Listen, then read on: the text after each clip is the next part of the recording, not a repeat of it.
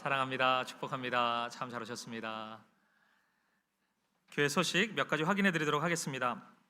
오늘은 청년 주일로 지킵니다. 그래서 청년들이 준비한 순서가 좀 있고요. 특별히 예배 후에 1층 마당에 청년 마켓이 준비되어 있습니다. 또 사진전, 영상전 있는데 사진은 그냥 가져가셔도 됩니다. 본인 사진 있으면은 가져가셔도 되고, 이 친구는 사위 삼고 싶은데 그럼 또 가져가셔도 되고 그냥 막 가져가셔도 됩니다. 그리고 이 마켓에는 청년들이 직접 만든 옷을 판매하는데요. 아까 우리 찬양팀이 입고 있던 그 옷입니다. 티셔츠, 맨투맨, 후드티 모두 청년 선교를 위해서 사용되니까 많이 구입해 주시고, 2부 마치고 다 소진되지 않으면 제가 3부 때부터는 입어야 돼요, 그걸. 그래서 판매까지 신경 써야 되기 때문에 여러분들이 좀 도와주시면 좋겠습니다. 오늘 우리 청소년부 새생명 축제 진행 중이고요. 그래서 우리 청소년들은 양재 시민의 숲에 나가 있습니다. 또 위에서 기도해 주시면 좋겠습니다. 또 다가오는 토요일 우리 다음 세대 부서 어린이들을 위한 또 특별 시간을 가집니다. 우리 뮤지컬 또 여러 가지 프로그램 통해서 우리 또 친구들 초청하고 복음을 나누려고 합니다. 관심 가져주시고 기도해 주시면 좋겠습니다. 그리고 11월에는 추수감사절이 있는데요. 우리 11월 한 달 동안 추수감사절 감사 챌린지 진행합니다. 올해도 월드비전과 함께 하는데요. 이 책이 이제 감사 노트입니다. 11월 한 달 동안 1일부터 이제 시작할 수 있어요. 매일매일 감사 일기를 쓸 수 있는데 예배 후에 한 부씩 수령해 주시면 되겠습니다. 공짜고요. 이 감사 노트 쓰면서 잃어버린 감사 되찾으시길 바라고, 또 감사의 은혜들 우리 홈페이지 게시판에, 은혜 나눔 게시판에 남겨주시면 또 저희가 함께 누릴 수 있도록 하겠습니다. 우리 수험생 위한 기도회 우리 다가오는 토요일부터 이제 계속 또 기도하고요. 우리 수험생 자녀들 정말 많은데 또 위해서 기도해 주시면 좋겠습니다. 그리고 오늘 우리 아기 첫 예배가 있습니다. 우리 김윤기 형제님, 이지영 자매님 이 가정에 우리 다온이 오늘 첫 예배인데요. 우리 좀 기도하고 축복하는 시간 갖도록 하겠습니다. 다온이 네. 너무 예쁘죠. 지금 우리 출산이 계속 이어지고 있어서 제가 아이들 기다리는 이 낙으로 삽니다. 너무 예쁘네요.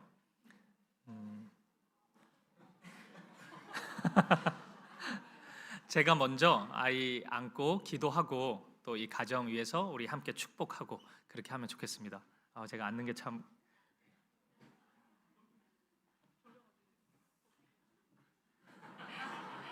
눈을 떴어요. 안녕. 예. 다운이 위해서 우리 한 마음으로 오늘 이 아이 태어나서 첫 예배인데 우리 함께 기도하겠습니다. 사랑의 주님, 사랑하는 아이 다온이를 축복하며 주님께 맡겨드립니다. 우리 김윤기, 이지영 성도님 가정에 세상 무엇과도 바꿀 수 없는 너무나 큰 선물을 주셨는데 다온이를 통해 하나님의 사랑이, 하나님의 은혜가 강같이 흘러가고 드러나게 하여 주옵소서. 부모된 윤기 형제, 지영 자매 마음속에 하나님 아버지의 마음이 가득 채워지게 하시고 다온이가 그 마음으로 그 사랑을 풍성히 누리게 하시고 자라는 동안 하나님의 사랑을 아름답게 노래하는 복된 아이로 자라가게 하여 주옵소서. 늘 강건케 지켜주시고 지혜와 명철을 더하여 주시고 오직 하나님이 기뻐하시는 삶을 살아가도록 인도하여 주옵소서. 다온이를 주님께 맡겨드립니다. 주님의 아이입니다. 주님 동행하시고 평생의 삶에 언제나 함께하여 주옵소서. 우리 주 예수 그리스도 이름으로 기도합니다. 아멘. 아멘 했습니다. 우리 함께 좀 축복하고 싶은데요.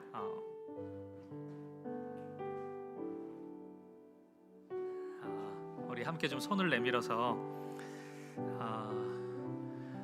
그 신앙생활 할 때 우리 좀 장년분들은 아실 거예요.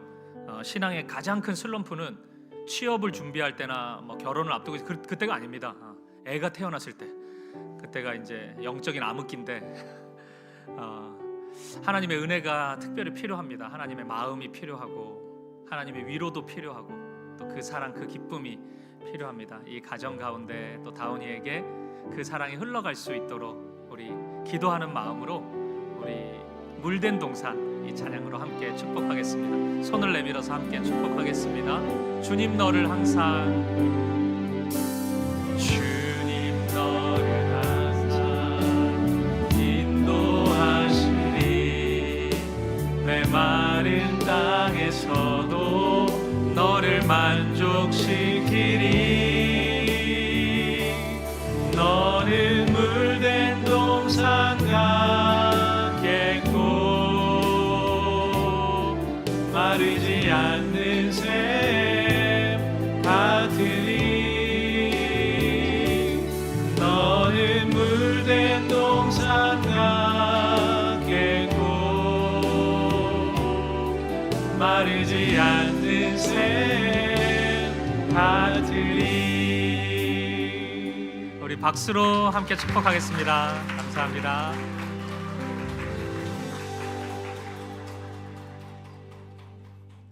이제 계속 올 거예요, 애들이. 그리고 또 낳으실 거고. 너무 감사합니다. 귀한 생명이 늘 하나님의 사랑 안에서 자라길 바라고, 그리고 그 아이의 그 건강하게 성장하는 것은 사실 공동체가 필요하잖아요. 마을이 키운다는 얘기도 있는데 우리 사김의 교회가 함께 우리의 자녀들을 양육할 수 있었으면 좋겠습니다. 네, 우리 주보 통해서 교회 소식 여러 부분 참고하시고요. 우리 하나님 말씀 보도록 하겠습니다. 이 시간 우리에게 주신 하나님의 말씀은 신약 성경 빌립보서 3장 1절에서 9절까지 말씀입니다. 오늘도 우리 다 함께 자리에서 일어나셔서 이 말씀 한 절씩 교독하도록 하겠습니다. 제가 먼저 1절 말씀을 읽겠습니다. 끝으로 나의 형제들아, 주 안에서 기뻐하라. 너희에게 같은 말을 쓰는 것이 내게는 수고로움이 없고 너희에게는 안전하니라. 개들을 삼가고 행악하는 자들을 삼가고 몸을 상해하는 일을 삼가라. 하나님의 성령으로 봉사하며 그리스도 예수로 자랑하고 육체를 신뢰하지 아니하는 우리가 곧 할례파라. 그러나 나도 육체를 신뢰할 만하며 만일 누구든지 다른 이가 육체를 신뢰할 것이 있는 줄로 생각하면 나는 더욱 그러하리니. 나는 8일 만에 할례를 받고 이스라엘 족속이요 베냐민 지파요 히브리인 중에 히브리인이요 율법으로는 바리새인이요 열심으로는 교회를 박해하고 율법의 의로는 흠이 없는 자라. 그러나 무엇이든지 내게 유익하던 것을 내가 그리스도를 위하여 다 해로 여길 뿐더러 또한 모든 것을 해로 여김은 내 주 그리스도 예수를 아는 지식이 가장 고상하기 때문이라. 내가 그를 위하여 모든 것을 잃어버리고 배설물로 여김은 그리스도를 얻고. 함께 읽습니다. 그 안에서 발견되려 함이니 내가 가진 의는 율법에서 난 것이 아니요 오직 그리스도를 믿음으로 말미암은 것이니 곧 믿음으로 하나님께로부터 난 의라. 아멘. 자리에 앉으시겠습니다. 최근 몇 년 동안 한국 사회에서 유행하는 몇 가지 표현들이 있는데 그 중에 하나가 수저론입니다. 이 수저론에 따르면은 오늘날 젊은이들은 큰 틀에서 두 가지로 나뉘어집니다. 금수저와 흙수저입니다. 아시는 것처럼 금수저는 부유한 가정에서 태어나서 높은 수준의 교육 혜택과 기회를 누리는 청년들을 가리킵니다. 반대로 흙수저는 부모의 그 어떤 도움도 없이 가장 열악한 경제적, 사회적 배경에서 출발하는 청년들을 가리킵니다. 그래서 사회의 불평등을 온몸으로 경험한 이 흙수저 청년들은 부모님께 받은 건 생일밖에 없다, 이렇게 자조 섞인 푸념을 서슴없이 내뱉기도 합니다. 여러분, 이 수저론에 따르면 여러분은 어디에 속한 분들이십니까? 여러분도 자라온 거 보니까 금수저였습니까? 아니면 흙수저이십니까? 오늘날 대부분의 청년들은 자신을 흙수저로 인식한 채 살아가고 있습니다. 나는 누군가 금수저의 삶을 살고 있는 그 누군가에 비해서 뭔가 동일한 선상에서 출발하지 못하고 있다. 그런 억울함, 패배의식 속에서 많은 청년들이 신음하고 있습니다. 물론 어떤 분들은 예전에도 그런 차이 있었다. 어떻게 다 동등하게 출발할 수 있냐, 이렇게 얘기하는 분도 있습니다. 그렇죠. 이전에도 이런 한계는 분명히 존재했습니다. 하지만 오늘날만큼 심하지는 않았어요. 우리 한국 사회 역사상 오늘날이 그 격차가 가장 크게 벌어진 시대가 아닌가 이런 생각을 합니다. 그래서 오늘날 한국의 청년들에게 개천에서 용난다 이런 표현은 진짜 먼 옛날 옛적 이야기처럼 들리는 것이 사실입니다. 이런 현실은 기독 청년들에게도 예외일 수는 없습니다.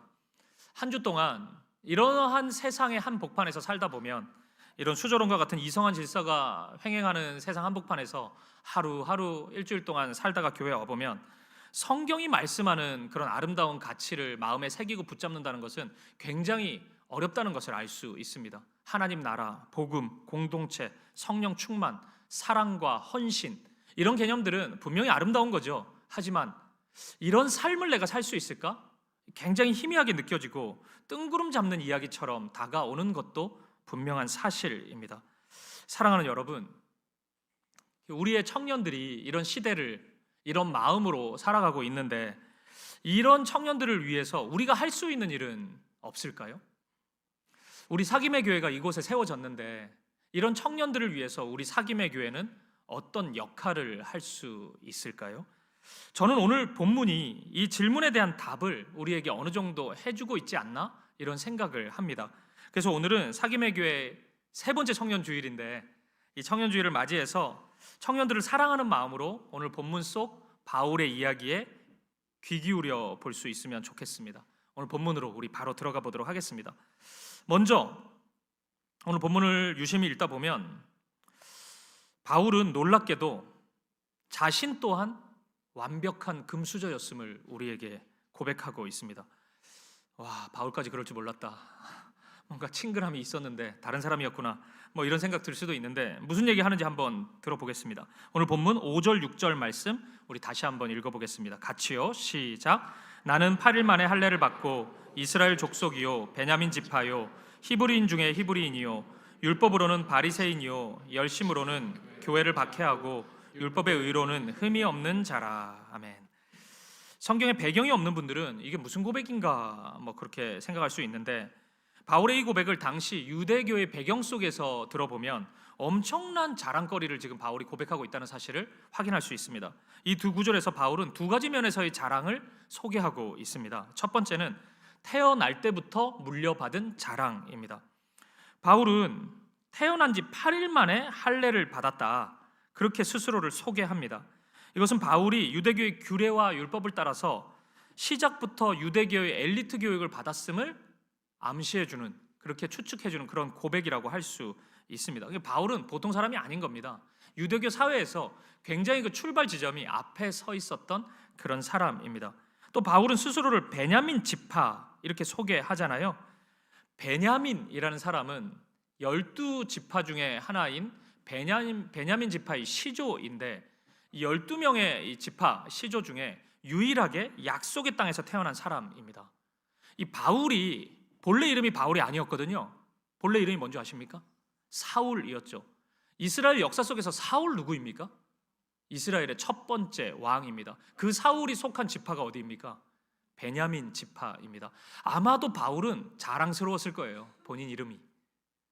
뭔가 내 출신이 다르다는 것을 이름에서부터 보여주고 있기 때문에 자랑스러웠을 겁니다. 한마디로 명문 집안의 자제, 이렇게 이해하면 바울을 정확히 보는 시선일 것 같습니다. 그리고 바울은 또 이렇게도 소개해요. 자신을 히브리인 중에 히브리인이다, 이렇게 소개합니다. 사실 정확히 말하면 바울은 이스라엘에서 태어난 사람은 아닙니다. 디아스포라, 그러니까 교포 2세라고 할 수 있습니다. 이 당시에 많은 디아스포라 유대인들은 이 로마의 통치 아래 있었기 때문에 매우 친로마적인 사상과 삶을 살아가고 있었습니다. 언어도 주로 헬라어를 사용했고 이 모국어인 히브리어나 당시 유대인들이 사용했던 아람어를 사용하지 못하는 유대인들이 굉장히 많았습니다. 그러니까 우리 한인 2세들, 외국에 있는 2세들 보면 한국말 못하는 친구들 많이 있잖아요. 그렇게 생각해 보면 당시 디아스포라 유대인들을 이해할 수 있습니다. 근데 바울은 달랐다는 걸 얘기하는 겁니다. 내가 히브리인 중에 히브리인이다, 이렇게 얘기하는 거는 나는 그런 가정 환경에서 자란 사람이 아니다. 난 진짜 유대인이다. 이런 분위기 속에서도 나는 유대인의 언어 교육을 받았고 문화 교육을 받았고 그런 사상 교육을 받은 사람이다. 나는 히브리어도 하고 아람어도 할 줄 아는 사람이다. 이런 자랑인 것입니다. 이 세 가지가 바울이 물려받은 가정을 통해서 바울이 물려받은 자랑 중에 자랑이었던 것입니다. 그리고 또 다른 자랑이 있습니다. 그것은 바울이 스스로 이루어낸 자랑입니다. 바울은 율법을 지킴으로 완벽한 바리새인이 되었다고 말하고 있습니다. 우리가 성경을 읽다 보면 바리새인 많이 등장하다 보니까 누구나 다 바리새인인가 이렇게 생각하는데 1세기 당시 바리새인은 아무나 될 수 없었습니다. 철저한 훈련과 검증 기간을 거쳐야 했기 때문에 그 인원이 약 4,000명 정도에 그쳤습니다. 아무나 바리새인이 아니었다는 것입니다. 바울은 이러한 바리새인 공동체에서도 상당한 위치에, 젊은 나이임에도 불구하고 상당한 위치에 올랐던 사람입니다. 이것이 어찌 자랑스럽지 않았겠습니까? 바울이 얼마나 애쓰고 노력했는지를 보여주는 것 아니겠습니까? 그리고 사도행전에 따르면 바울은 당시 가장 유명한 율법 교사였던 가말리엘의 문화에서 공부했던 사람이라고 소개하고 있습니다. 그러니까 오늘날로 치면 학벌이 어마무시했다는 겁니다. 가말리엘 얘기하면 사람들이 우와하는 거였어요. 그 결과 바울은 단순한 바리새인이 아니었죠. 랍비 자격증을 소지하고 있는 진짜 바리새인 중에도 탑 클래스의 그런 바리새인이었습니다. 이 사람의 그 열심이 교회를 박해했다는 사실이 오늘 우리가 성경을 읽을 때 좀 불편함도 주고 마음에 좀 어려움을 안겨다 주는 것은 사실이지만 세상에서의 측면, 어떤 성공의 측면에서 바라보면 바울이 진짜 엄청난 영향력을 가지고 있던 사람이고 상당한 기득권을 누리며 살아갔던 사람이라는 사실을 분명히 확인할 수 있습니다.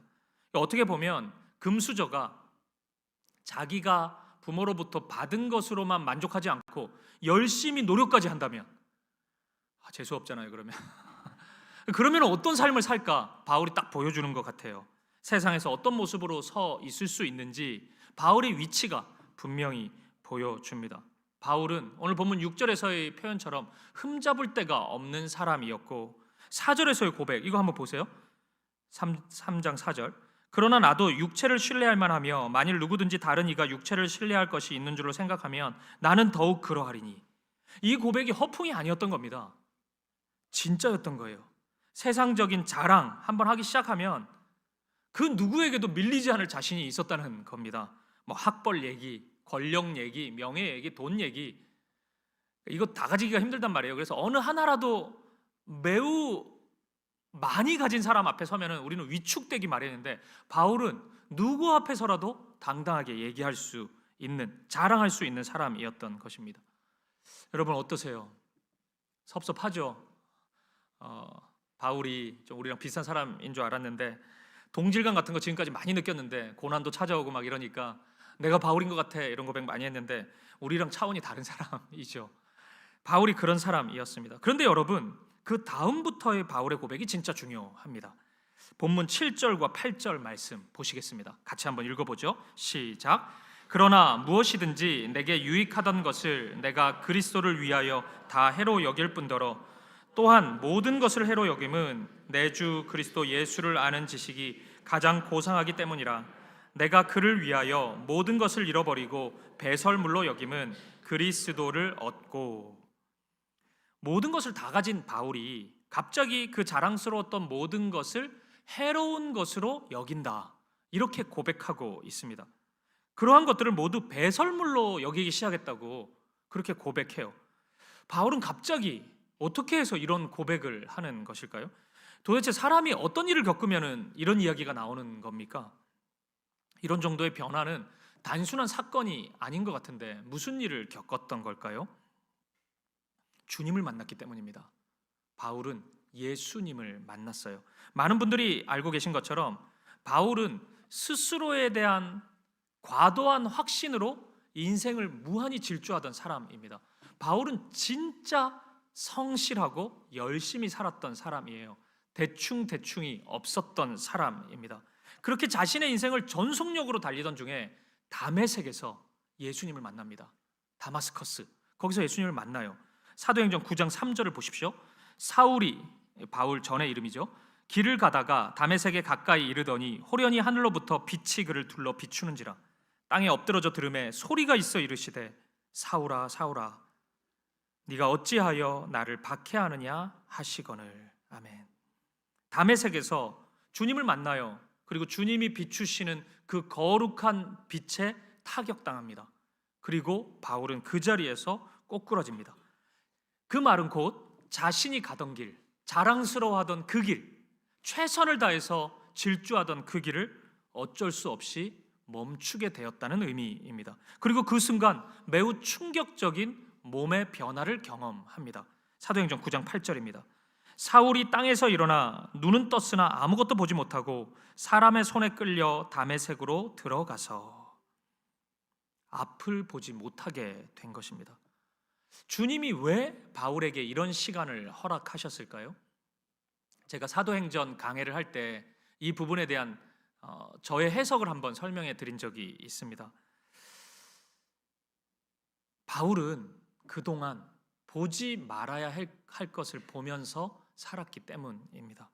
주님을 보지는 못한 채 세상의 것들, 육신의 것들, 헛된 것들만 보면서 살았고 진짜 들어야 될 주님의 말씀을 듣지 못한 채 듣지 않아도 될 세상의 이야기들만 한없이 들으며 살아왔기 때문입니다. 주님은 바울을 사랑하셨습니다. 그래서 그것을 다시 새롭게 하기 원하셨습니다. 앞을 볼 수 없는 시간, 그것은 바울에게 있어서 그 순간만큼은 절망의 시간이었지만 자신이 그토록 사랑하고 자랑하던 그것을 보지 못하는 그 순간을 맞이하자 비로소 보이기 시작한 것입니다. 주님이 보이기 시작했어요. 주님의 얼굴이 보이기 시작했고 주님의 말씀이 들리기 시작한 것입니다. 이 다메섹에서의 경험이 사울이었던 그를 바울로 바꾼 것이에요.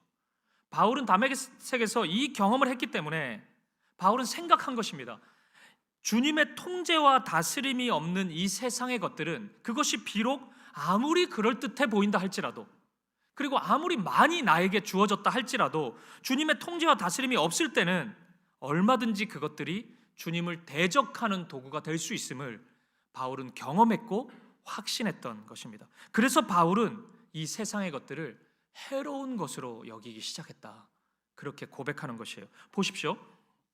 바울이 지금 세상에 대해서 그냥 내가 여러분 세상의 것을 많이 가져보니까요. 이게 전부는 아니대요.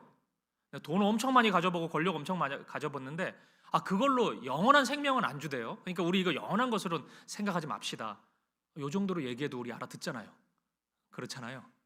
그러니까 그 정도로 얘기해도 좀 무난하게 얘기할 수 있는 거잖아요. 평이하게. 근데 바울은 지금 그렇게 얘기하지 않잖아요.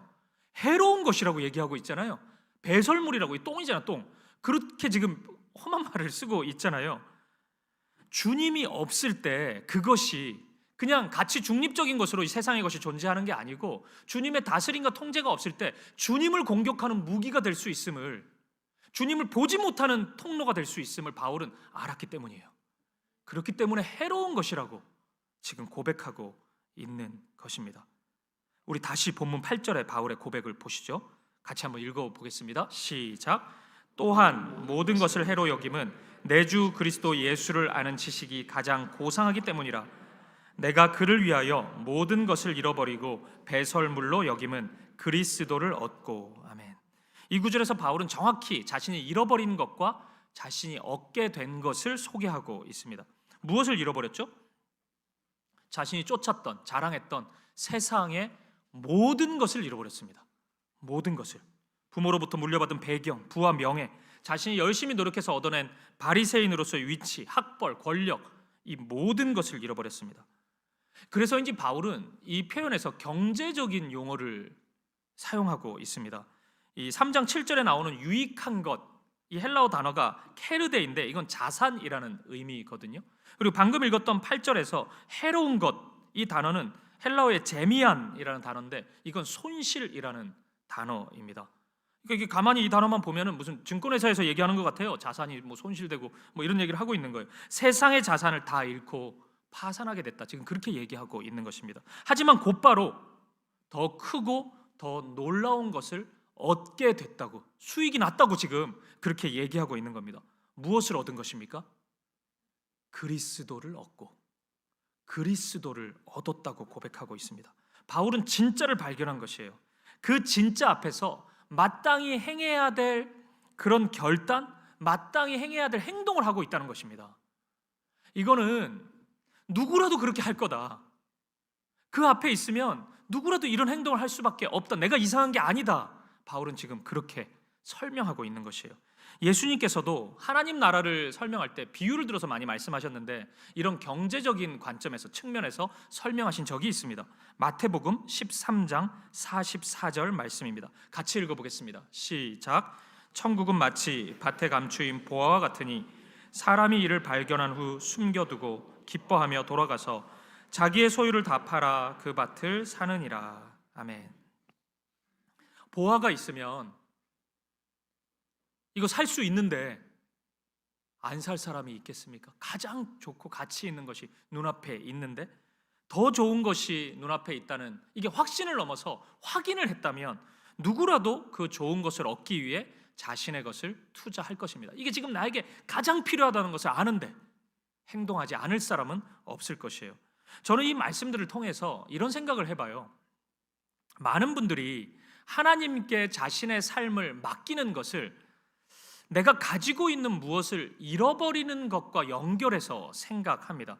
그래서 하나님께 나의 삶을 위탁한다, 내가 헌신한다, 뭐 이런 것을 평상시에는 내가 웬만해서는 입에 담으면 안 되는 것으로 생각해요. 목사님이나 해야지. 그런 건 목사님 같은 분들이, 아니면 선교사님들이나 그렇게 하는 거지. 나는 내가 그 정도로 가까이 가면은 내 거 하나님 빼앗아 가면 어떡하냐고, 이 좋은 것을. 그래서 자주 하나님이 나를 치신다, 하나님이 나에게 있는 것을, 좋은 걸 빼앗아 간다, 뭐 이런 표현을 많이 하세요. 그래서 좀 적당한 거리두기를 하면서 하나님과 신앙생활을 하려고 합니다. 하지만 여러분, 성경은 일관되게 이 헌신에 대해서 말씀할 때, 하나님께 위탁한다는 것을 설명할 때 그렇지 않다고 말씀합니다. 위탁은 무엇을 빼앗기거나 잃어버리는 것이 아닙니다. 오히려 무엇을 얻는 것과 관련이 있습니다. 계속 그 설명하는 거예요. 더 좋은 것을 얻기 위해서 내 것을 파는 겁니다. 보화가 있기 때문에요. 이거 아까운 걸 또 빼앗기네, 하나님이 이거 아까운 거 또 가져가시네, 그게 아니고 보화를 얻는 것이에요. 더 이상 연약하고 나약한 내가 내 인생을 드라이브하는 것이 아니라 가장 지혜롭고 가장 명철하신 그분, 사랑으로 충만하신 그분이 내 삶의 주인이 되셔서 내 삶을 인도하신다는 겁니다. 그래서 성경은 이렇게 말씀합니다. 시편 84편 11절입니다. 같이 읽어보겠습니다. 시작. 여호와 하나님은 해요 방패이시라. 여호와께서 은혜와 영화를 주시며 정직하게 행하는 자에게 좋은 것을 아끼지 아니하실 것임이니이다. 아멘. 바울은 이것을 알아버린 것입니다. 그렇기에 너무나 기꺼이, 너무나 당연히 자신을 버리고 주님을 얻는 선택을 하게 된 것입니다. 그리고 오늘 빌립보 교회를 향해, 그리고 저와 여러분을 향해, 우리 사김의 교회를 향해 이 좋은 것, 가장 좋은 것을 놓치지 않는 교회가 되어 달라고 부탁하고 있습니다. 그런 교회가 되게 해달라고. 좋은 것은 놓치고 좋지 않는 것만 자꾸 소유하려고 하는 그런 이상한 공동체가 아니라 가장 좋은 것을 소유하고 놓치지 않는 그런 공동체가 되어달라고 부탁하고 있어요. 다시 오늘 본문 1절 말씀을 보시겠습니다. 끝으로 나의 형제들아, 주 안에서 기뻐하라. 너희에게 같은 말을 쓰는 것이 내게는 수고로움이 없고 너희에게는 안전하니라. 아멘. 제가 지난주 설교에서 세 가지를 말씀드렸는데 마지막 세 번째 강조점이 뭐였죠? 기억하시나요? 주 안에서. 지난주에는 다 안 오셨습니까? 주 안에서를 말씀드렸잖아요. 바울이 한 번 더 말씀하고 있는 겁니다. 3장에 넘어와서도 끝으로, 이 끝으로라고 해서 빌립보서가 끝나는 건 아닙니다. 그냥 강조하는 거예요. 다시 한번 주 안에서 말하는 거죠. 그러면 주 안에 있으면 진짜 기쁨이 보인다는 것입니다. 이걸 오해하지 마세요. 그러니까 주 안에 있으면 나는 안 기뻐요. 하나님만 기쁘대. 그러니까 하나님이 내가 기쁘니까 너도 기뻐해. 기쁜 거야 이거는. 나는 안 기쁜데 실은. 그러니까 막 억지로 웃는 척 해야 되고 막 기뻐하는 척 해야 되고 그런 게 아닙니다. 그런 게 신앙생활이 아니에요. 그건 쇼잖아요. 그거는. 그건 가짜죠. 제가 어릴 때 막 부모님한테 혼나가지고 인상 쓰고 있는데 손님 오신다고 웃고 있으라고 막 저보고 부모님이 막 그랬는데 그 웃고 있었다고요. 너무 슬펐는데. 하나님과의 관계를 그런 식으로 생각하면 안 됩니다. 또 웃어? 감사해? 좋은 게 하나도 없는데 그렇게 살아? 아니면 혼나? 그러면 우리 공황장애 와요. 너무 힘들어요 신앙생활이. 그런 게 아닙니다. 주 안에 서 있으면 진짜 기쁨이 보인다는 거예요. 안 보이던 기쁨, 숨겨져 있던 그 진짜 기쁨이 서서히 드러난다는 것입니다. 그렇기 때문에 바울이 얘기하는 거죠. 이 같은 말을 하는 것이 전혀 수고스럽지 않다고 지금 고백하고 있는 것입니다. 이건 내가 매일 말해도 괜찮다. 수고스러운 게 아니다. 어제도 얘기했지만 오늘도 얘기할 거고 내일 얘기해야 되는 경우가 생기더라도 나는 괜찮다. 왜냐하면 이건 사실이기 때문이다. 이건 진리이기 때문이다. 바울이 고백하고 있는 것입니다. 그렇게 우리는 이 말씀을 새겨 들어야 됩니다. 가볍게 여기지 말고 귀담아 들어야 하고, 이 말씀 안에 있을 때 오늘 바울의 1절의 고백처럼 우리의 영혼이 안전하다는 사실을 우리는 인정해야 할 것입니다. 그러면서 바울은 이 이야기가 단순히 우리 개개인에게 적용되는 차원을 넘어서서 공동체를 향한 메시지, 공동체적인 메시지임을 숨기지 않습니다. 본문 2절 말씀을 보십시오. 개들을 삼가고 행악하는 자들을 삼가고 몸을 상해하는 일을 삼가라. 이게 지금 누군가를 염두에 둔 바울의 표현인 것 같은데, 이 말씀은 그렇게 보면 좀 충격적이죠. 개들, 악한 일을 행하는 자들, 몸을 상하게 하는 일을 하는 사람들, 이런 표현을 하고 있습니다. 기록에 보니까 1세기의 이 개라는 표현은 대체적으로 먹이를 찾아다니면서 야비하게 떼를 지어가지고 막 공격하고 무자비하게 물어뜯는 들개를 가리켰대요. 그러니까 지금 들개 같은 자들이라고 얘기하는 겁니다. 너희는 들개 같은 존재다. 그렇게 성도들을 막 물어뜯고 무리를 지어가지고 공격하고 있다. 이렇게 말하고 있는 겁니다. 여러분, 바울이 그렇게 수준 낮은 사람은 아닌 것 같은데 도대체 누구를 염두했길래 이런 식의 표현을 하고 있는 것일까요? 도대체 누굴까요? 그들을 왜 이 정도로 경계해야 된다고 바울은 경고하고 있는 것일까요? 1차적으로 이들은 당시에 유대주의자들을 가리키는 것이 분명해 보입니다. 이 몸을 상해한다, 이것은 할례를 행한다는 성경 수거거든요. 그러니까 할례파들입니다. 할례주의자들. 할례를 받아야만 하나님의 구원이 있다. 예수님으로 충분하지 않다. 그리스도께서 십자가에 죽으신 건 나도 알고 나도 믿지만 그것으로 충분하지 않다. 십자가 외에 무엇이 또 필요하다. 우리의 행함이 필요하다. 율법을 지키는 삶이 필요하다. 이것을 자꾸 강조한 것입니다. 그리고 바울은 이들의 주장을 확대 적용합니다. 만약 이들의 주장처럼 인간의 노력이 구원에 필요하다는 그 생각이 공동체에 스며들기 시작하면 결국 그 공동체는 어떻게 되냐면 자신의 힘과 능력, 자신이 가진 세상의 것을 자꾸만 의지하고 신뢰하고 자랑하게 된다는 것입니다. 그럴 수밖에 없다는 거예요. 그래서 본문 4절에서 바울은 육체를 신뢰할 만하며 이런 표현을 하고 있는 것입니다. 이런 사람들이 공동체 안에 속출하고 있었기 때문에 그래요. 육체를 신뢰하는 사람들. 그럼 여러분 궁금하죠? 이 사람들 왜 그랬을까요? 왜 복음을 훼손하면서까지 육체의 일을 그토록 강조했던 것일까요? 그걸 통해 누리는 것이 있었기 때문이겠죠. 당시에 이런 종교 지도자들은 이 자신이 율법을 지키는 것을 통해서 수많은 사람들의 존경을 받았고 또 그것뿐만이 아니었죠. 부와 명예까지도 같이 누릴 수 있었습니다. 이 사람들이 예수를 인정했다고 하더라도 그 안에서 자신이 붙잡고 있던 것을 포기하고 싶지는 않았던 거예요. 결국 기득권의 문제입니다. 내가 가지고 있는 세상의 것을 놓치고 싶지 않았던 것이에요. 그래서 하나님이 아니라고 해도, 주님이 그거 아니다, 그런 것으로는 절대로 구원이 일어나지 않는다고 말씀하셔도 주님 앞에서도 아니라고 주장하는 겁니다. 아니다. 주님 아닙니다. 주님이 몰라서 그렇습니다. 이거 필요합니다. 이런 식으로 주장했던 것이에요.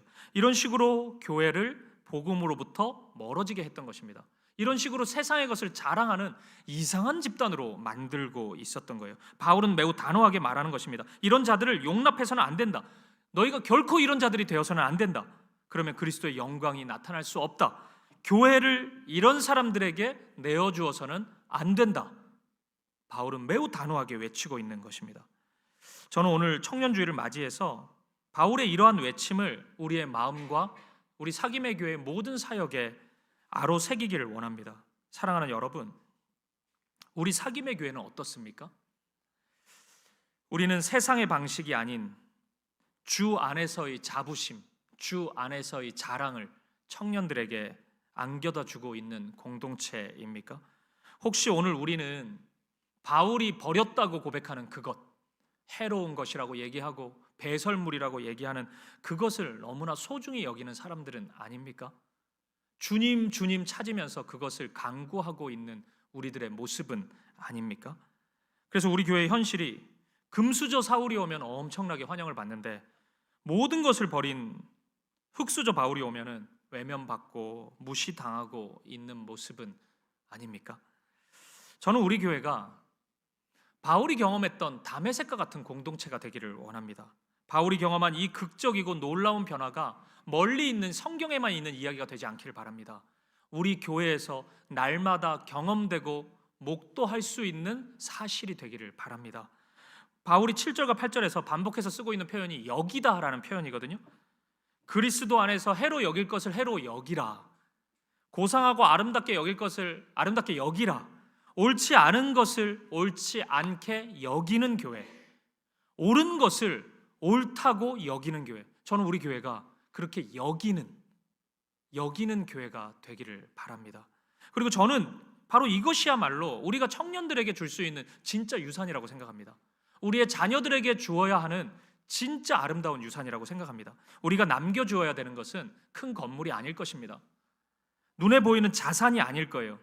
사울이 바울 되는 그 은혜입니다. 우리가 다음 세대에게 안겨주는 교회가 아무리 사울이 와도 바울 되지 않는 그런 교회. 그래서 간혹 바울이 왔는데 오히려 사울이 되는 그런 이상한 교회. 그런 교회, 아무리 사이즈가 큰 교회로, 아무리 화려한 교회로 물려주면 뭐합니까? 거기에 생명이 없지 않습니까? 주 예수 그리스도 이름의 능력, 그 능력을 경험할 수 있는 공동체를 우리는 물려줘야 될 것입니다. 영적인 다메섹을 우리는 물려줘야 될 것이에요. 은과 금은 내게 없거니와 내게 있는 것 나사렛 예수 이름으로 일어나 걸으라 라고 외쳤던 베드로의 고백처럼 은과 금은 없더라도 그 이름의 능력을 우리 청년들에게 남길 수 있길 바라고, 오직 그분의 이름만을 신뢰하고 의지하는 믿음을 전해줄 수 있는 그런 우리 사김의 교회가 되기를 우리 주님의 이름으로 간절히 축복드립니다. 말씀을 정리해 보겠습니다. 오늘 우리 교회는 이제 청년주일로 지키고 있는데, 실은 오늘 10월 27일은 우리에게 굉장히 특별한 날입니다. 종교개혁 주일이에요. 오늘이 올해가 종교개혁이 일어난 지 정확히 507주년이 되는 해입니다. 여러분, 종교개혁의 정신은 한마디로 성경으로 돌아가자입니다. 성경 외의 모든 것을 우상으로 여기고, 아무리 그럴듯해 보인다 할지라도 다 우상으로 여기고 주님 앞에 서는 그날까지 교회를 개혁하고 갱신하자. 이것이 종교개혁의 정신입니다. 그래서 우리 이 개신교를 프로테스탄트 철치 이렇게 부릅니다. 그러니까 이 저항자들의 공동체라고 그렇게 부르는 겁니다. 그러면 여러분, 우리가 무엇에 저항을 해야 되겠습니까? 정부에 저항하면 됩니까? 아니면 예수 안 믿는 세상 사람들에 저항하면 됩니까? 아닙니다. 우리 안에 있는 어두운 질서에 대해서 저항해야 되는 것입니다. 그렇기 때문에 교회는, 종교개혁의 정신을 이어받은 교회는, 개신교회는 언제나 스스로를 돌아보아야 합니다. 개혁과 갱신은 그 출발은 나로부터이기 때문에 그래요. 우리로부터 시작되기 때문입니다. 따라서 여러분, 오늘 저와 여러분이 한국교회가 위기라고 그렇게 생각한다면, 우리가 그거 동의한다면, 이 원인을 외부로부터 찾는 방식은 결코 옳지 않을 것입니다. 기독교 친화적인 정부가 없기 때문에 교회가 위기가 아닙니다. 그런 정치인들이 많이 없어가지고 교회가 위기인 것도 아닙니다. 오늘 교회의 위기가 코로나 때문도 아닙니다. 이 세상에 죄악이 너무 만연했기 때문에 교회가 위기에 처한 것도 아닙니다. 이 세상은 원래 그랬습니다. 1세기 때부터 이 세상이 악하지 않은 적이 없습니다. 항상 악했다고요. 교회의 위기는 바로 우리 때문입니다. 우리가 예수를 붙잡지 않았고, 우리가 말씀을 붙잡지 않았기 때문입니다. 우리가 거룩하지 않았기 때문입니다. 한국교회 트렌드 2025라는 책이 있습니다. 아마 트렌드 코리아라는 이 베스트셀러 책이 있잖아요. 그 패러디한 책 같은데, 그래도 기독교 출판물 중에서는 이 책도 베스트셀러입니다. 이 책을 제가 사서 읽어보니까 2025년 한국 교회를 여러 설문조사를 통해서 이제 분석을 하고 전망을 하더라고요. 10가지 키워드를 제시하더라고요. 그 중에 하나가 솔트리스 철치였습니다. 소금의 맛을 상실해버린 교회. 그것이 2025년 한국 교회를 보여주는 키워드가 될 거다. 이렇게 전망한 것입니다. 올해 5월에 지앤컴 리서치에서 전국의 만 19세 이상 예수 안 믿는 일반인들 1000명을 대상으로 향후에 혹시라도 믿고 싶은 종교가 있냐 이런 설문조사를 한 적이 있습니다. 1위가 어느 종교가 나온지 아십니까? 불교가 나왔습니다. 2위는 어느 종교 같으세요? 천주교입니다. 그리고 기독교는 3위예요. 4위가 원불교고 5위가 유교인데 불교와 기독교의 차이가 기독교와 원불교의 차이보다 훨씬 큽니다. 그리고 유교와의 차이보다도 훨씬 커요. 그러니까 세상 사람들이 볼 때는 여러분 원불교 믿는 분들 잘 안 만나봤잖아요. 세상 살 때. 그리고 좀 놀랄 거 아니에요? 원불교? 그리고 유교적인 분들은 좀 있어도 나는 유교를 믿어 내 신앙은 그런 사람 잘 안 만나보잖아요. 그렇잖아요. 근데 세상 사람들은 그렇게 본다고요. 기독교를 원불교스럽게 봐요. 유교같이 본다고요. 이상한 그런 것으로 보는 겁니다. 그래서 다시 물었어요. 이 설문에서 왜 개신교가 싫으냐? 이 질문에 대해 46.4%가 교회 다니는 사람들이 비도덕적인 모습을 보여서 이렇게 대답했습니다. 그리고 2위가 24.3%인데 이기적이라서 약 70%가 이렇게 대답한 겁니다. 여러분 이것이 세상이 바라보는 교회의 모습입니다. 우리가 매일같이 만나는 세상 사람들 있잖아요. 그들하고 우리가 종교적인 얘기를 잘 안 해서 그런데 우리가 기독교라고 밝히는 순간 사람들은 그렇게 본다고요. 우리를. 이 사람들은 비도덕적일 수 있겠구나. 이기적일 수 있겠구나. 그렇게 생각한다고요. 제가 또 하나 충격적인 게 있었는데 그것은 신앙을 가진 기독 청년들의 90%가 교회가 세속화되었다고 동의하고 있다는 거예요.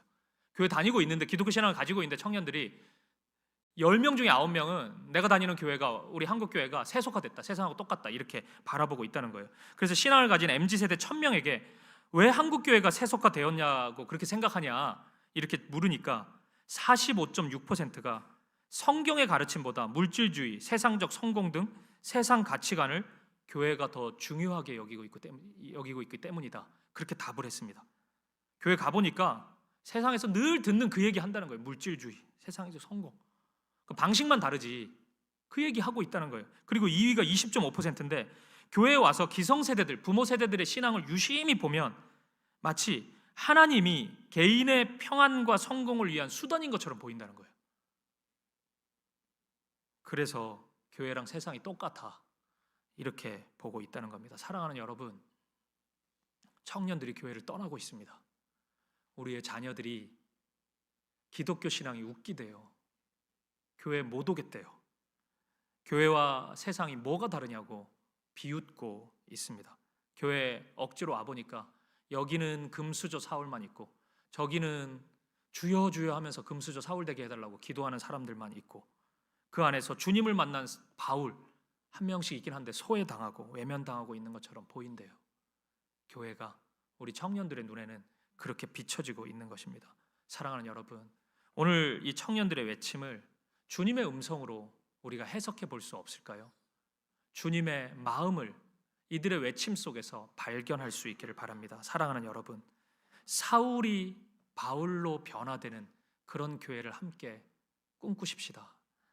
세상에 화려한 그 무엇이 있다 하더라도 예수님이 있을 때 비로소 환하게 빛날 수 있다는 것을 확신하고 자신 있게 전할 수 있는 교회를 꿈꿀 수 있기를 바랍니다. 그래서 그 예수를 얻기 위해서 때로는 세상의 것을 해로운 것으로 여기고 자발적 흙수저의 길도 마다하지 않고 걸어갈 수 있는 그런 교회가 되기를 바랍니다.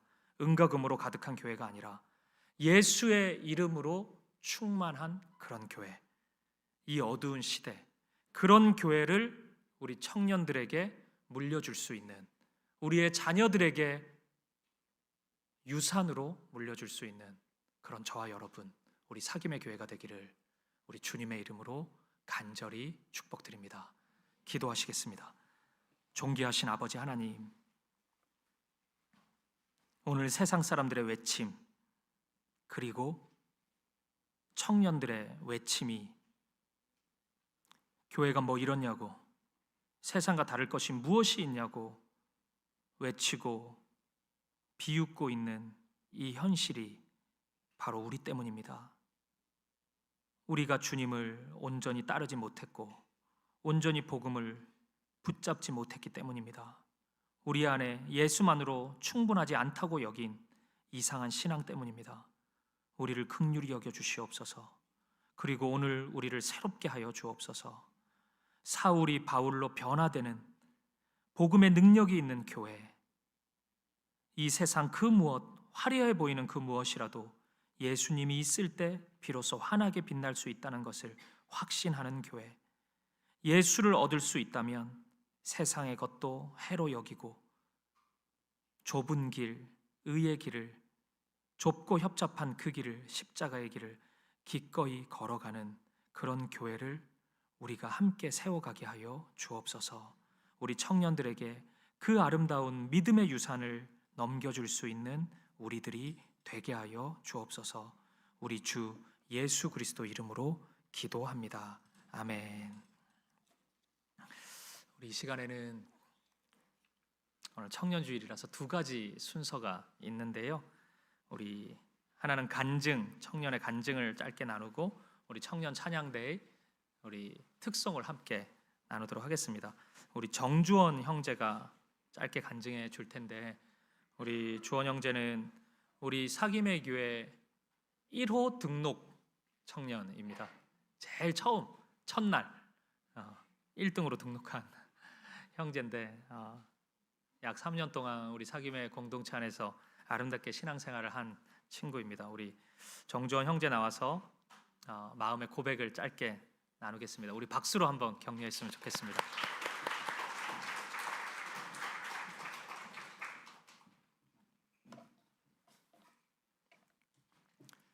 안녕하세요. 저는 사김의 교회 청년부에서 신앙생활을 하고 있는 정주원입니다. 저는 2022년 4월 서울종합예술실용학교에서의 첫 예배를 시작으로 사김의 교회에서 신앙생활을 시작하게 되었습니다. 사실 저는 분당 우리 교회 성도는 아니었지만 하나님의 은혜로 교회 개척 전에 기도회로 준비하면서 함께 교회가 세워지는 과정을 기도로 동역할 수 있었습니다. 그리고 그 준비 과정에서 큰 은혜를 받았습니다. 그래서 교회가 시작될 때 큰 기대감을 가지고 함께 하게 되었습니다. 그러던 중 2022년 말에 어릴 적부터 꿈꿔왔던 회사로 이직할 기회를 얻게 되었습니다. 처음에는 하나님께 감사한 마음이 컸지만 시간이 흐르면서 사람들에게 인정받고 더 높은 지위에 오르며 더 많은 연봉을 받는 것이 제 인생의 목표처럼 자리 잡아가고 있었습니다. 저는 스스로에게 이것은 내가 열심히 일한 대가이고 주님께서 주신 기회이기 때문에 더 나은 위치에 올라가는 것은 당연한 일이다 라고 합리화했습니다. 하지만 이러한 과정에서 저의 욕망은 점점 더 커져갔고 세상 사람들의 인정을 받기 위해 필요한 것들을 닥치는 대로 사모으기 시작했습니다. 그러나 그 끝에는 아무리 채워도 채워지지 않는 공허함과 허무함만이 남았습니다. 겉보기에 번지르르 한 것들이 저에게 잠깐의 만족을 주긴 했지만 그 만족은 금세 사라지고 더 큰 욕심을 불러일으켰습니다. 매주 유병희 목사님의 설교를 들으며 주님께 부르짖어 회개해 보기도, 마음 상태를 고쳐 먹어보기 위해 심리 상담까지 받아보았지만 근본적인 변화는 없었던 것 같습니다. 그렇게 지난 한 해는 겉으로는 멀쩡해 보였지만 속은 공허하고 무너진 마음으로 보냈습니다. 해가 지나 2024년 올해도 주님이 붙여주신 형제 자매들과 함께 공동체 생활을 시작하면서 마음속에는 죄책감으로 인한 리더로서의 괴리감과 자신감 부족이 있었지만 하나님께서 허락하신 이름을 믿고 함께 걸어가기로 했습니다. 그리고 이 순종을 통해 하나님께서는 제 삶 가운데 하나님의 일들을 하고 계셨다는 것을 느끼는 한 해가 되게 하셨습니다. 지난 3년의 시간 동안 제자반 1기를 수료하고 첫 수련회를 함께 누리고 청년주일 등 다양한 사역에 헌신하고 리더 모임과 GBS에서 헌신하며 공동체를 세워가는 일들을 통해 하나님께서는 제가 받고 누린 많은 은혜들의 열매들을 제 삶에 허락해 주셨습니다.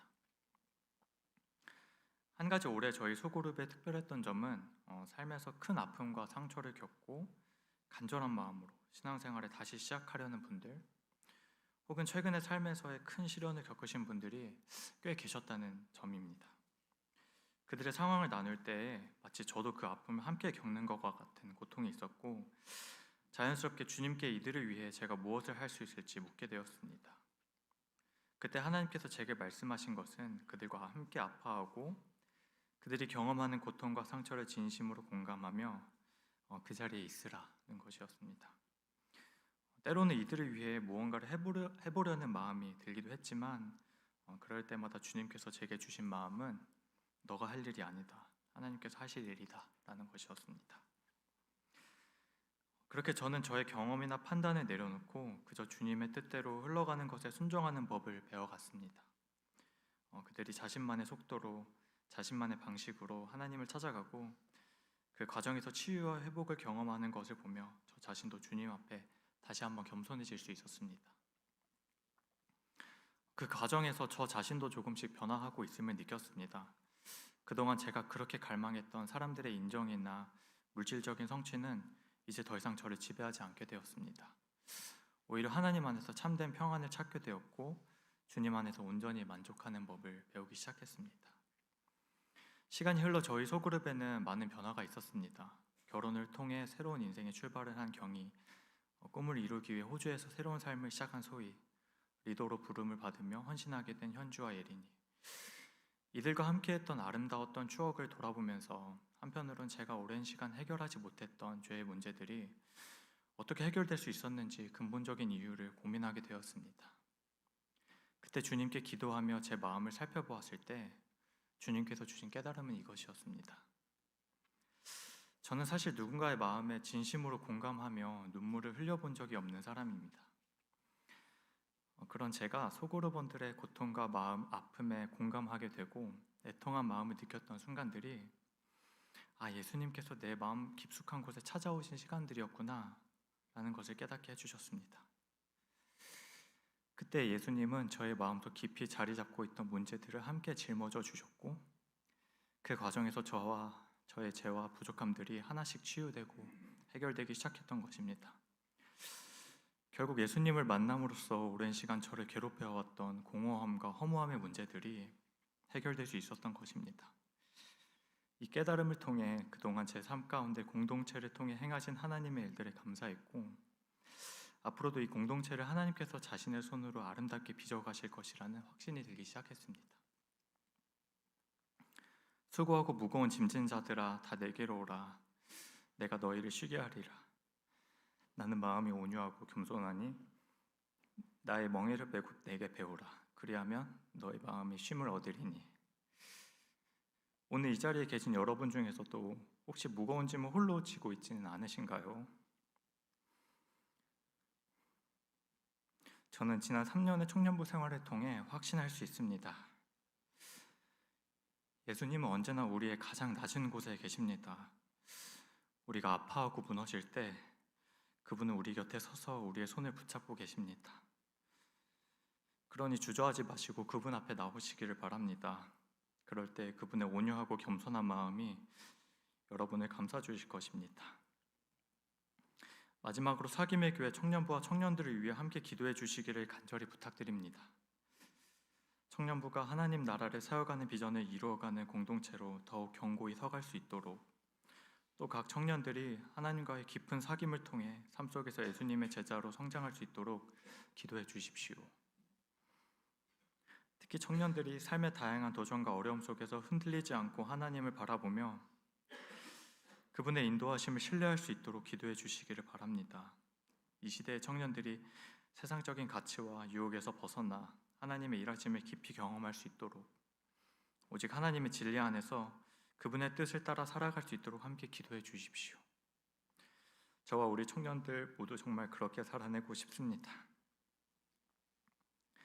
우리의 청년들이 하나님의 사랑을 깊이 체험하고 그 사랑을 세상에 전하는 거룩한 통로로 세워질 수 있도록 꼭 기도해 주시면 좋겠습니다. 그렇게 우리 모두에게 주신 소망의 말씀처럼 성령 안에서 하나님이 거하실 처소가 되기 위하여 그리스도 예수 안에서 함께 지어져가는 우리 사김의 교회, 사김의 청년부가 되기를 소망합니다. 감사합니다.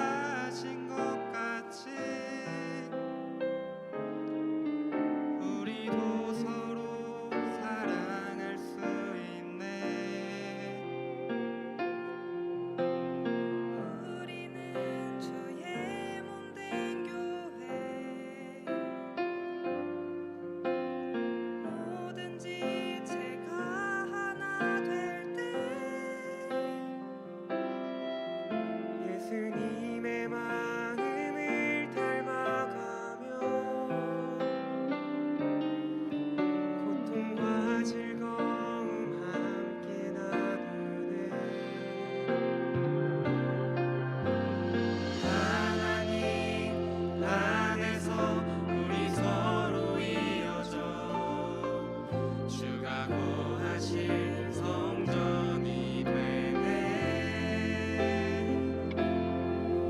모퉁이 돌 대신 예수와 하나 되게 하신 성령 안에 함께 지어져 가네.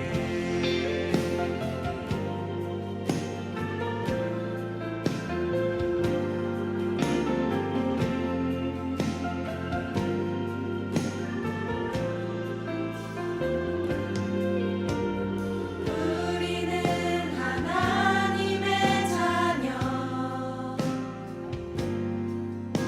주 사랑 안에 우리 거할 때 주님 나를 사랑하신 것 같이 우리도 서로 사랑할 수 있네. 우리는 주의 몸된 교회, 모든 지체가 하나 되네. 예수님의 마음을 닮아가며 고통과 즐거움 함께 나누네. 하나님 안에서 우리 서로 이어져 주가 거하실 성전이 되네. 모퉁이 돌 대신 예수와 하나 되게 하신 성령 안에 함께 지어져 가네. 하나님 안에서 우리 서로 이어져 주가 거하실 성전이 되네. 모퉁이 돌 대신 예수와 하나 되게 하신 성령 안에 함께 지어져 가네.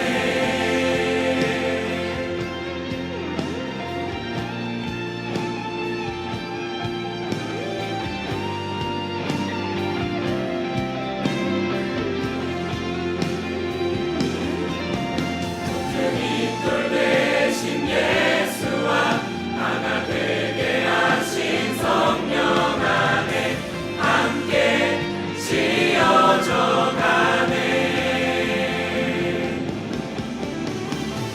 하나님 안에서 우리 서로 이어져 주가 거하실 성전이 되네.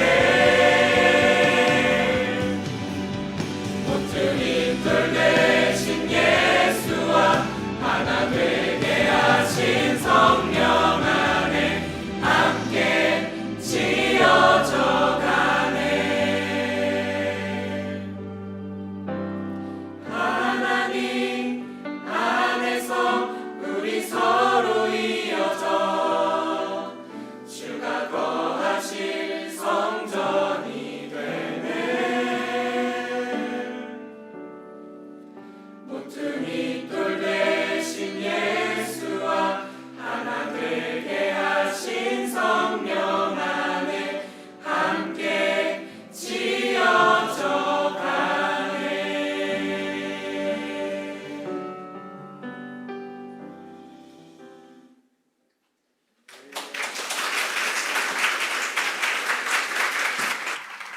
네, 귀한 찬양 감사합니다. 이들의 고백이 우리의 고백이 되길 원하고 우리 모퉁이 돌 대신 예수 그리스도 그 위에 아름다운 집을 하나님의 성전을 함께 지어갈 수 있었으면 좋겠습니다.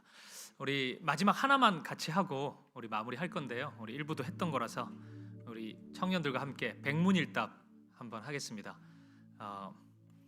그 100개의 질문이 있다 그래가지고 다 질문에 답을 생각해서 하라는 게 아니고 모든 답이 다 예수 그리스도입니다. 그래서 100개는 안 할 거예요. 10개만 10개만 할 텐데 우리 이 고백을 할 때는 우리 신앙이라는 것이 고백이 마음으로부터 시작되는 거긴 하지만 우리가 서로에게 그 고백이 선포가 좀 들려야 됩니다. 우리 창립 예배 때 이거 한번 한 적이 있는데 2년 전에 저는 엄청 크게 했는데 성도님들이 그냥 예수 그리스도 뭐 이렇게 해가지고 다시는 안 보고 있습니다, 그 영상.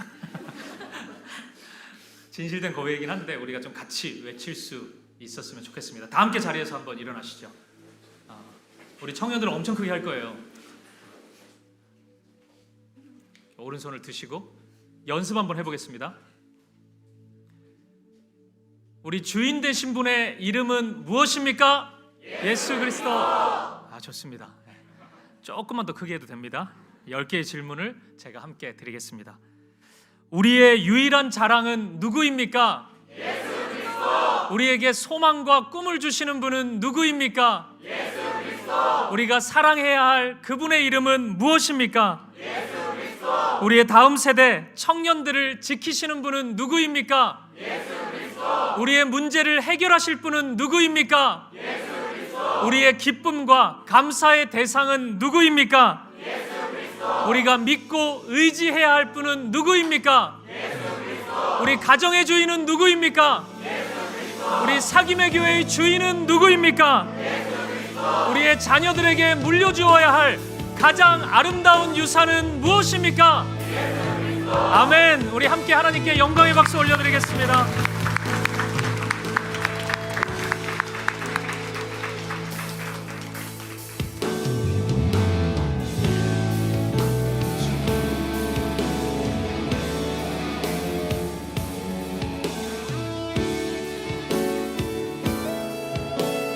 우리 함께 예수의 이름을 선포하며 나아가겠습니다. 예수, 예수, 예수, 예수. 오 능력의 그 이름 예수, 나 외쳐 부르네. 예수, 예수. 오 구원의 그 이름 예수, 나 외쳐 부르네. 예수 그리스도. 은가금 내게 없으나, 은가금 내게 없으나.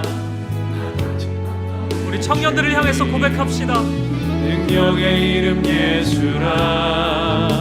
그 이름을 붙드시고 그 이름을 믿는 자, 그 이름을 외치는 자, 그가 어떤 사람이든 그는 주의 영광 보리라. 예수, 예수, 예수, 예수. 오 능력의 그 이름 예수, 나 외쳐 부르네. 예수, 예수. 오 구원의 그 이름 예수, 나 외쳐 부르네.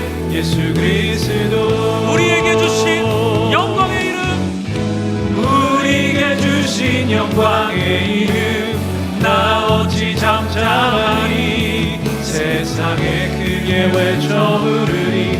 나의 주 예수 그리스도. 예수, 예수,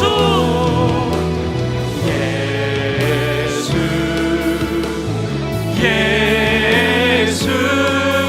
오 능력의 그 이름 예수, 나 외쳐 부르네. 예수, 예수. 오 구원의 그 이름 예수, 나 외쳐 부르네. 예수 그리스도.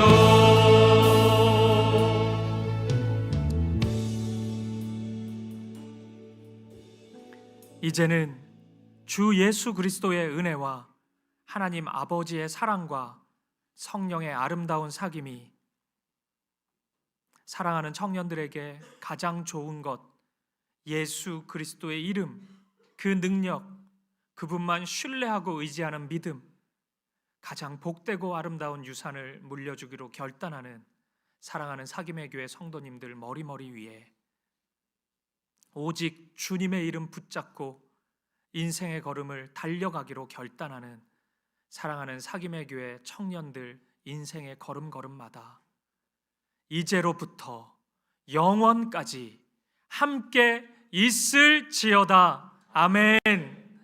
아멘.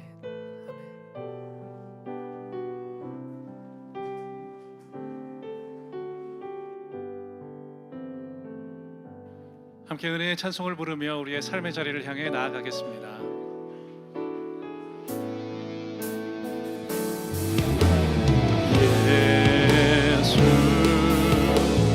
예수 오 능력의 그 이름 예수 나 외쳐 부르네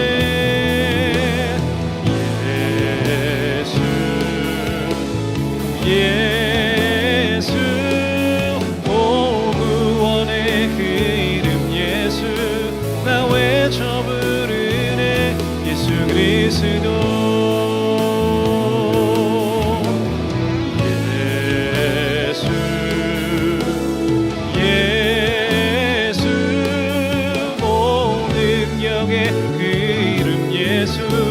나 외쳐 부르네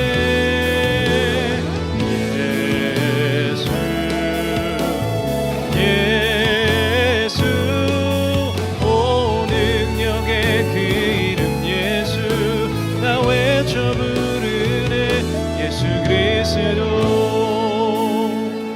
예수 그리스도의 이름의 능력을 붙잡고 살아가시는 한 주간의 삶이 되시길 주님의 이름으로 축복합니다. 아멘.